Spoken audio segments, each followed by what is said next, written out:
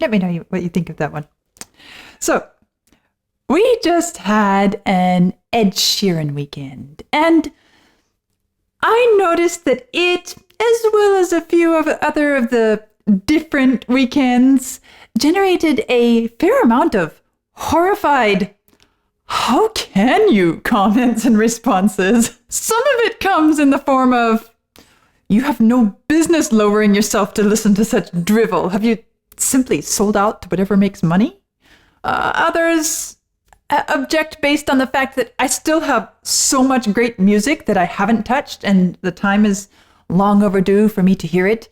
Others feel like I should remain focused on the classic rock core, and still others feel that I should focus on a more systematic survey approach. Now, I realize that what I'm doing doesn't fit an easy model, and I thought now is probably a good time to share some of my thoughts and reasons for my approach that I've taken. Let's take the systematic survey idea first. This project started out of love. I didn't have any expectations of it turning into something as big as it is, or that so many people would be interested and supportive of it. And it's been one of the wonderfully heartwarming, delightful surprises coming from this journey. But as much as I've thrown myself into it and committed far more time and energy than I ever imagined I would, I still have a full professional life outside of this channel and a family. And one of the things that I've learned along the way is that for me to keep my interest and enthusiasm alive, this project has to stay fun and freeform for me, at least at this point in my life. Otherwise, I'll burn out. Now, of course, as a teacher, I understand the merits of a systematic approach. In fact, since almost the beginning, I've wanted to find some good way to incorporate a more organized, systematic study of the development of this music, and I expect I will at some point.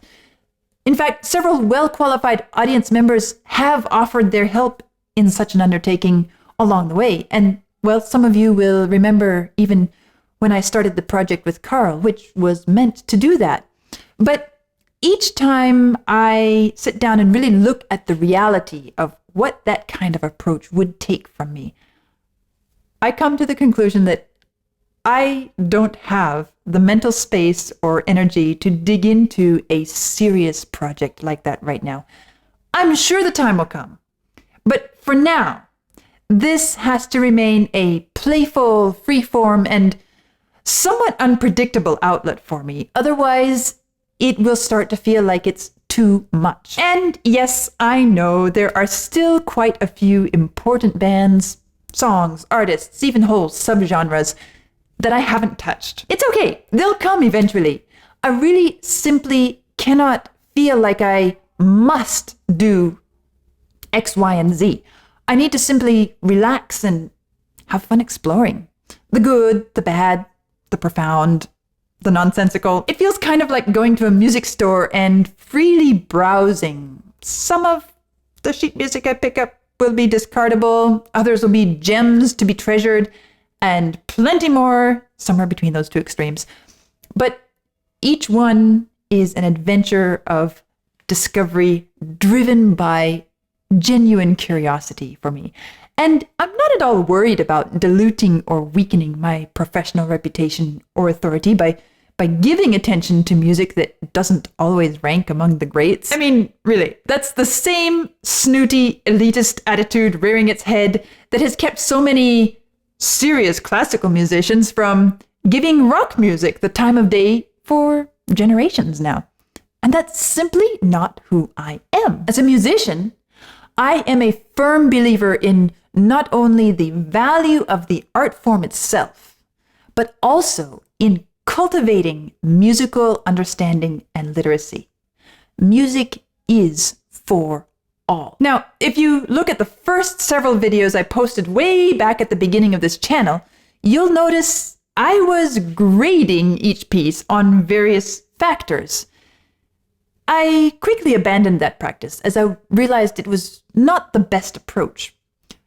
So rather than me telling you what its value is, I have chosen to focus on equipping you to make your own judgments on the value and suitability of each song in the context of your own life and experience. As a teacher, I would never dismiss a song that a student brings in the door and wants to learn, no matter how inane it might feel to me. Instead, when that happens, and it does happen, I try to understand its value to the student, to understand why it means so much to them, why it inspires them to the point that they want to learn to play it themselves. And at the same time, I work on helping the student build a reliable skill set of evaluative tools and develop their understanding so that they can deepen their own appreciation and experience of great music. I take the same approach here. So you're not likely to see me dismissing music. My goal is twofold. First, to understand, and secondly, to cultivate understanding in those who listen. Remember my first Nightwish experience way back when? Even then, I did not say it's bad or useless or that it had no value. I did say it was Disney music, that it was commercial, and that it was certainly not on par with Mozart's artistic output. But it still has a valid place. And I said as much, something along the lines of, if this is something that you enjoy listening to, by all means, enjoy it and no shame about that. I'm sure you've noticed that I don't have to like a piece of music in order to find things about it that I enjoy. But it's also true that a piece of music doesn't have to be great in order to be worthy of real appreciation. Take Ed Sheeran's Perfect. Of course, it's not great in the sense that it probably won't endure as a classic for generations on end, but I certainly did enjoy things about it and can easily appreciate it for what it is. In this entire journey, I have only refused one song after starting to listen to it. And that is because with that one song, I truly felt assaulted, violated by it. In general, I don't demean or dismiss music because it's a very subjective experience. Now, it's true. There are objective means of evaluating and assessing music, and I focus on those a lot. That is the fundamental way in which I approach music. But I'm also mindful of the fact that the actual way in which each person experiences and relates to any given piece of music is always incredibly subjective. Now, in case this approach has you worried that I'm abandoning the original focus of the channel, don't panic, because I haven't and I won't. This is not a new view of mine, but it's what I've always believed, and it's what has enabled and does enable me to approach new and different music with respect and an open mind. This channel will always be rooted in and centered around classic rock. But on the other hand, rock is also a broad umbrella term, and so you will also see me reaching to the edges, because that's who I am.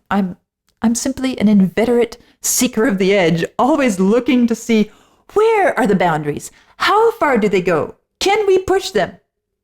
And so there's always going to be a bit of that here as well. And no, most of the non-classic songs chosen, Vlad does not like at all.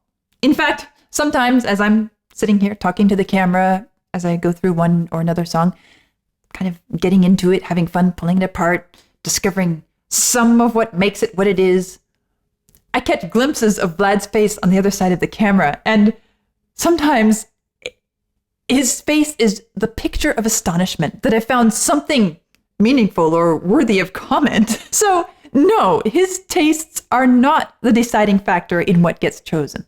But back to the greats. As with any art form, if we want the great works to be appreciated and admired for the colossal wonders that they are, if we want them to continue to be valued as they should, there has to be an audience ready and able to do that. The greats are great because they reach beyond the ordinary. They challenge our comprehension. They stretch our limits. That's why great art always tends toward high art. Not because it's trying to be elitist, but because it tends toward the extraordinary. And so very often it takes education, or at least more than ordinary understanding, to appreciate it. And for most of us, we need a bit of help to develop that capacity in ourselves. And that's exactly what I'm doing every time I sit down in front of the camera to listen and talk about what it is that I hear. Whether it's a piece of music whose popularity will quickly diminish, or perhaps a more obscure or fringe song which was never super popular, or one of the classics, like, well, let's take the Beatles, where I return and dive deep into things. Every single time, every single song, I'm giving you tools to develop your own musical understanding and literacy. No matter your age, no matter your musical preferences or stylistic tastes. And I envision this channel and this community as a place where music lovers of all kinds can come and be welcome, where there's something for each of you to find that is enriching, inspiring, educational, developmental. That is my vision for these spaces, especially even the audience interactive spaces, which brings me to the topic of how I'm managing those spaces. I strive toward the ideal of a healthy and balanced attitude towards other viewpoints and opinions, even when they're deeply opposed to mine. I'm not afraid of criticism or disagreement. However, what is important to me is the attitude in which that criticism or disagreement is given. And the few times that I've had to remove comments is not because of the actual criticism, but because I felt that it crossed the line between healthy discussion into blame, assumption, and disrespectful and demeaning commentary. The stuff that makes the community space unpleasant for all the others who come for the joy and pleasure of discussing and exploring music. You don't have to like everything you hear. You don't have to like every song that I listen to. I don't. But you do have to remember that your attitude has a profound impact on the rest of the community. Inclusive is an overused word these days, but I do intend for this community to be open and welcoming to all music lovers, including those who love, let's say, Ed Sheeran, Nightwish, or Judas Priest. We can all discuss music together. We can all explore music together. We can all check out music that is outside of our personal comfort zone. And we don't have to demean or belittle those whose tastes are not like mine. Yes, those are high aspirations, and I have a long way to get there. Or, to quote Robert Frost, I have miles to go before I sleep. Because remember, this channel is not the only thing I do, and certainly not the only thing Vlad does. We both have full professional lives aside from it. We have a family, and we have our own physical and mental well-being to preserve as well. We're doing the best we can, both of us. It's grown beyond my wildest expectations, but it is still a little family project born out of love. And there are times when things slip. Mistakes happen. It could be due to fatigue, crossed wires, too much going on at once, any other number of reasons. And we don't always have the time or energy to go back and fix it. We try, but sometimes it's just too much. And one of the promises we made way back when it started to grow was that we'd never allow it to consume our lives. We still help each other keep that promise. And as much as I appreciate and care about every single one of you who contributes and helps to continue this project, I cannot put you before my family. So, sorry, but On the other hand, guarding that clarity of priorities is also what enables me to keep going with this project. So, not sorry. We have put a lot of love, not only effort, but truly love into this project. That's what it runs on, and that's how it will continue. It's an immense joy and delight for me to have each of you included and part of this community. And I hope that we all, you, I, everyone here, can continue to cultivate and enjoy this place with love, respect, with appreciation for music, and curiosity and passion for learning. So, to quote, or rather channel Ringo Starr, peace and love.